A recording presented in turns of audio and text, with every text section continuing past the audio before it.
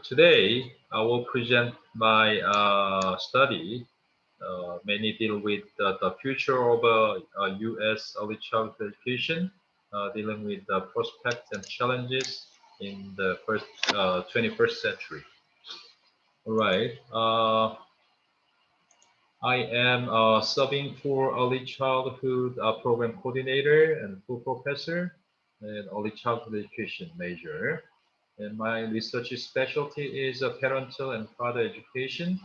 I hold professional membership with NAEYC, ACI, ARA, and NAECP, OMAP, and KOAECE, and Korean American Early Childhood Research Associations.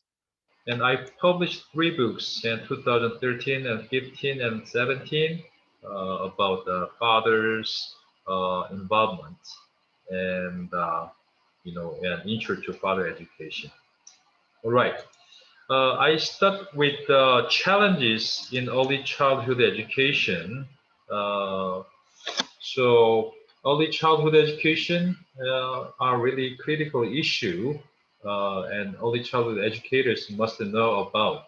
And whether you are early childhood educators and researchers and parents, or preschool teachers, or someone who simply care about young children and keeping an eye on contemporary challenges and trends in early childhood education is a good way to inform ways to improve the quality of early childhood education in the future.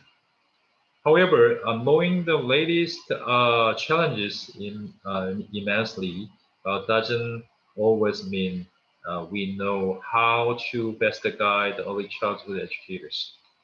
This is why realization and acknowledgement of challenges and prospects in early childhood education are so critical and urgent.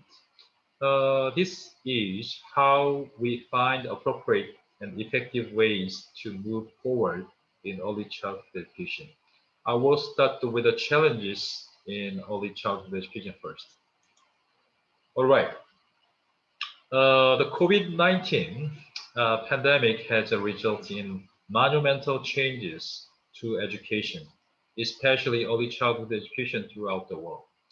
According to the UNESCO this year, nearly 90% of the world's student population, over 1.5 billion learners in 165 countries, have had their learning experiences disrupted seriously by policies and disinfection guidelines implemented to slow down the spread of a COVID-19 virus. In fact, this pandemic has led to unprecedented and dramatic changes in the lives of children and their parents, family members, pre-service and in-service teachers of young children, and early childhood teachers and researchers as well. According to NAEYC annual report that this year, the COVID-19 pandemic has also pushed the early childhood education system to the verge of collapse and mobilized leading early childhood organizations to advocate for the COVID-19 financial packages to protect early childhood education program. Uh, we move forward. The medical research suggests that COVID-19 is not children's disease because up to this point, there are few confirmed cases of coronavirus in the young and even among children who contract the disease. And fatality rate has been extremely low. So COVID-19 not only suspended normal childhood activities such as attending school and interacting with the extended family and friends, playing outdoors and exploring nature, but also disrupted the consequent social emotional benefit that accrue from children's engagement in this experience. So children are inherently vulnerable because they are, depending on their parents and major caregivers to have their most basic needs met, and particularly for children who are living in poverty, chronically ill, have disabilities, experience housing and food insecurity, while reside in remote areas are marginalized by mainstream society, such as immigrant families, or not, or they are suffering from the neglect and abuse too. In addition, domestic violence problem have been exacerbated by COVID-19 pandemic. The second topic I want to share my challenges is achievement gap in the United States. I would like to identify, children's academic achievement gap in the United States in traditional measures of school success, and there is extensive documentation of African American and Latino children, as well as children from low-income families, trailing Caucasian and Asian children, and children from wealthier families. Although these data are not fully verified. They missed a lot of U.S. children's strengths and potential. These findings are strong indicators uh, of American future challenges and prospects in early childhood education settings. Furthermore, NAEYC position statement on DAP continually has been highlighting the need of early childhood education to be major force for reducing achievement gap. The achievement gap results from inequitable opportunities provided to U.S. children, parents, families, communities. As a result, early childhood educators and teacher researchers should and must do far more to equalize educational opportunities to learn for all children. Okay, this is another statistics conducted by NAEYC 2019. They pointed out several key themes and issues. There are several topics inside of this statistics. First one was public school access and part day preschool, limited universal access to preschool, and kindergarten retention disparities, and suspension of preschool children. So I highlight that's the three key things. At first, uh, this chart shows, you know, preschool discipline. This chart is based on U.S. Department of Education Office for Civil Rights, 2011, 12, and 14, and shows preschool students out of a school suspension by ethnic background. These suspensions are strongly correlated to children's disruptive behaviors and asocial and or aggressive behavior problems and lack of social skills such as communication with others. This chart also shows that the suspension rate is also disproportionately higher for boys than for girls. It is, interesting thing to see kindergarten retention rate. So, in kindergarten children in kindergarten, and they have a retention or suspension. It is one of embraced things, I think. Since 1993, the percentage of children in kindergarten through the to third grade and who have been repeated the grade is stayed relatively stable in at 2016. The grade retention rate was 4.3%. In 2018, Hispanic children were more likely than non-Hispanic children to have a repeated grade in primary school at 7 to 2%. Children in household with the incomes at a or below and federal poverty level were more likely to repeat the grade and 8% than those households with a higher income at 3%. So the chart illustrates the African American and Hispanic and Latino children are seriously exposed to problem of educational achievement gap in reading, math, and science. Right? And third challenges I want to highlight today is politics and early childhood education. Education should be education, and politics should be politics. But politicians are likely to use education as a tool for them or as a way to maintain their political power. This is not really desirable, and it should not be. For example, as Donald Trump's Secretary of Education, Betsy DeVos, has made it her mission to dismantle public education system.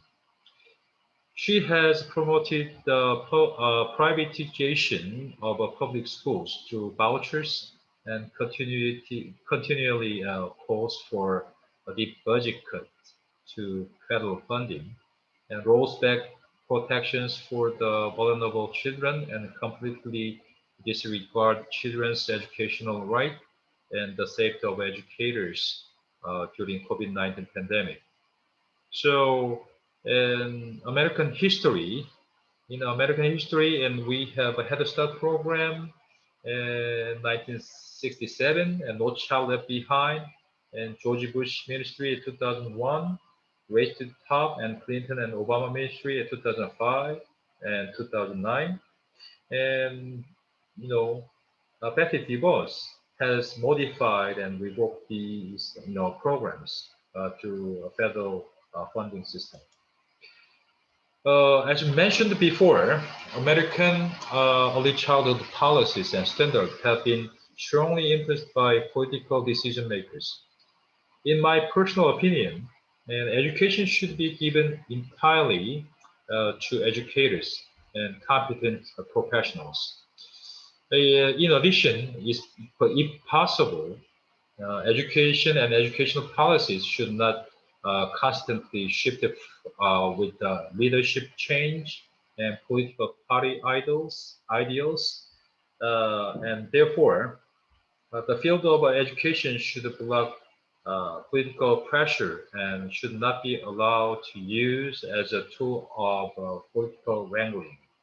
I believe that the decision will be made by discourse or debate with educators and students, parents, community members, not politicians only. All right. Uh, Fourth theme I want to add for the challenges for the future early childhood education is certified and qualified early childhood education teachers. And childcare and preschools are increasingly showing preference toward the applicant with a bachelor's degree in the field, while an associate degree in early childhood education may provide the entry-level opportunities in some areas. In advanced degree, generally attract the higher compensation, may make a difference between receiving an employment market. Uh, Most public school systems require that lead teachers in preschool program have a bachelor's degree. Head Start program, however, typically will accept the applicant an associate degree in early childhood education.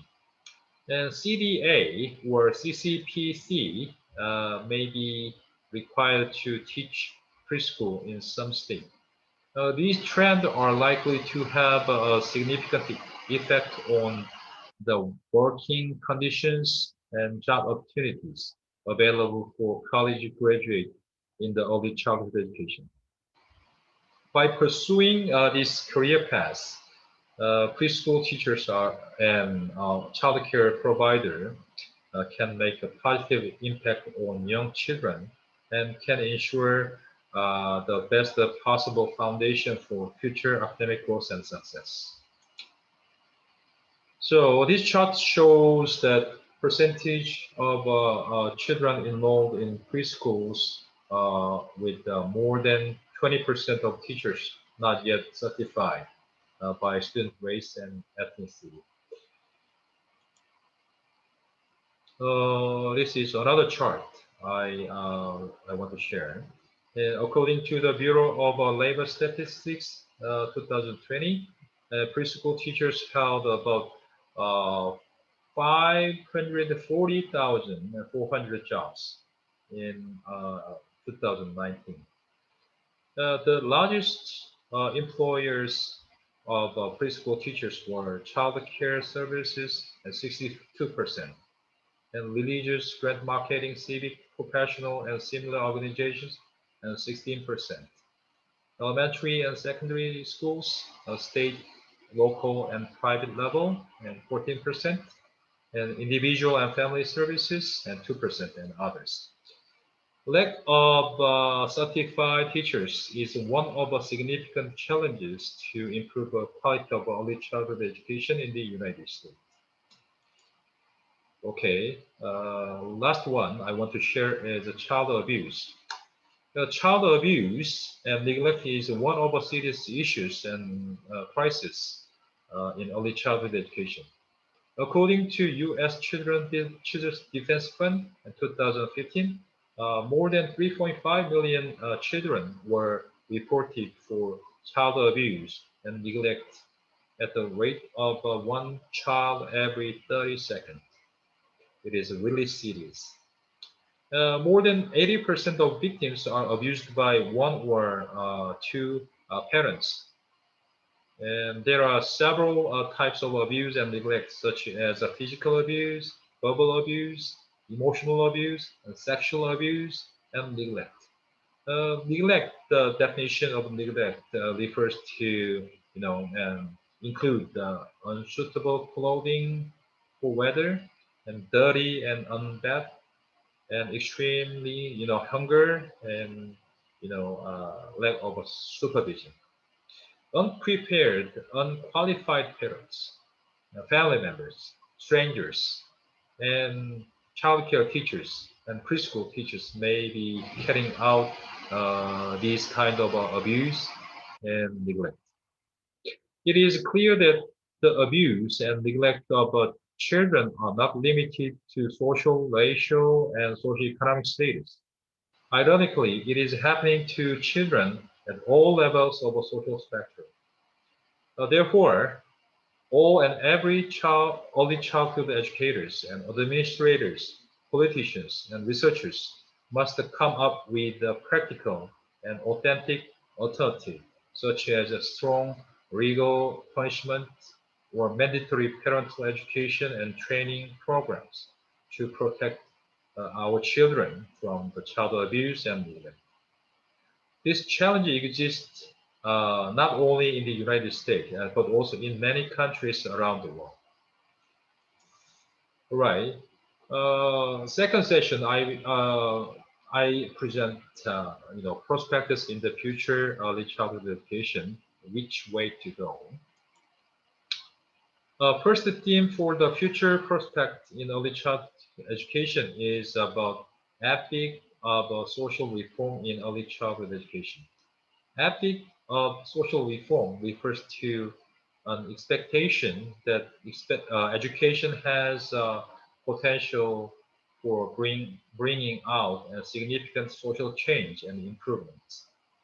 I strongly believe that early childhood education will lead social change and improvement in the near future. For example, many early childhood education pioneers in the United States, such as Maria Montessori, she was from Italy and settled down in the United States, and Macmillan Sisters, and Patty Smith Hill, and Marian Wright Edelman, and Abigail Elliott, and they contributed to improvement in children's lives through a comprehensive approach to education. About 50 years ago, Marian Wright Edelman created the Children's Defense Fund, which is continuing the effort started nearly on 100 years ago. Another example I would like to introduce is Louis Derman-Sparks and his colleagues. They raised the issue of a bias, prejudice, and discrimination when they published the anti-bias curriculum in 1989 and challenges our thinking about bias as a social issue for young children in the United States. Second topic I want to share is artificial intelligence versus education in nature.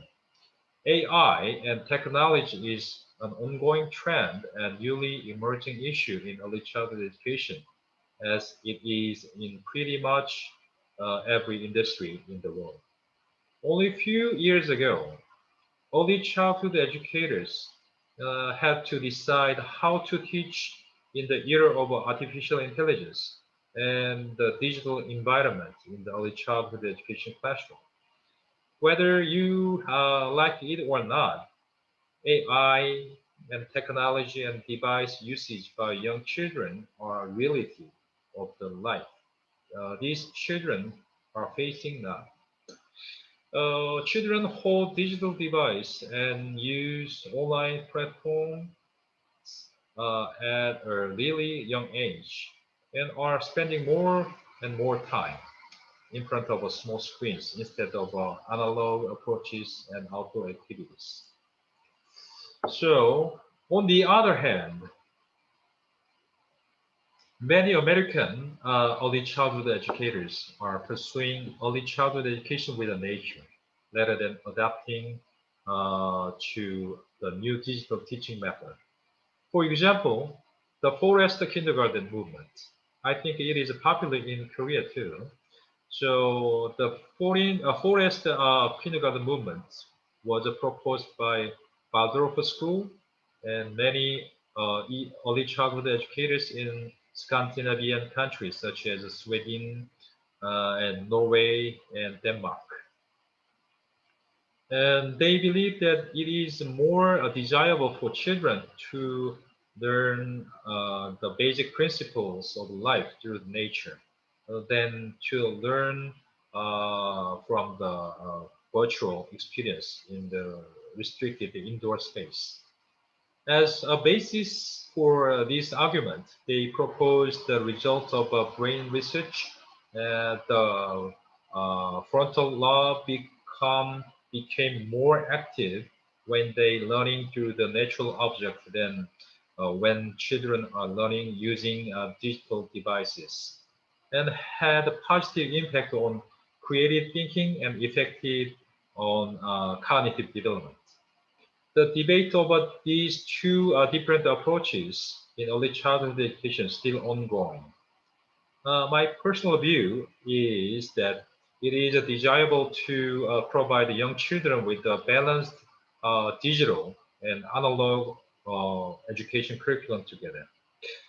The development of early childhood courses and diverse curriculum that harmonize the advantage of a digital education and analog education is expected to be an important task for the early childhood educators in the future. All right, third topic I bring is STEM issue in early childhood education. On April 21st, 2016, NAEYC, along with many other educational organizations, researchers, and thought leaders, helped to kick off the White House Early Learning STEM Initiative. The initiative seeks to promote the early learning STEM works of local organizations, advocacy groups and associations, and philanthropies and businesses. The aim is to increase the research base about young children's STEM learning and support educators and child care providers and families in engaging meaningful STEM learning, and promote partnership with the museum and zoos and any other community resources, and increase equitable access and opportunity for all children. These STEM curriculum allow children various opportunities and experiences throughout the day to engage in STEM concepts. So, last key topic for prospect for the future early childhood education in the United States is steady growth in early childhood education in the United States. As more American parents become aware of a positive impact of quality early childhood programs for the future for their children, increase the participation and steady employment for the qualified preschool teachers are expected to continue. In the late of 2014, the U.S. Department of Education predicted that more than 60,000 children would be served by early childhood education centers in 2015. This expectation can be attributed in part to the $250 million in funding provided in 2014 under the Preschool Department Grant Program associated with Race to the Top in Clinton and Obama ministry. In 2015, the PDGP initiated disbursed more than $237 million in support of early childhood education program in 18 states in the United States. Given this trend, the United States administration and state governments are expected to continue to expand their interest and invest in early childhood education in the future. All right. My presentation today described the challenges and prospects of a future early childhood education in the United States. In the first section, I summarized the challenges such as COVID-19 and children's health and safety issue. And second, educational achievement gap. And third, politics and early childhood education. And fourth, and qualifications of early childhood education teachers. And last, and I dealt with the child abuse and neglect issue. In the second section, I dealt with the prospect of early childhood education in the United States. At first, ethic of social reform through education. And second, artificial intelligence and education with nature. And third, STEM in early childhood education. And last, steady growth in early childhood education. There are several topics I did not present and deal with you today, such as greater focus on sports and outdoor activities, and multicultural education, and partnership between home and early childhood education and institutions. I hope I have another chance to share my research ideas and presentation of these topics for the next time. All right, if you have any questions and feedback and ideas and any suggestions, please let me know by email. Thank you so much. Bye-bye.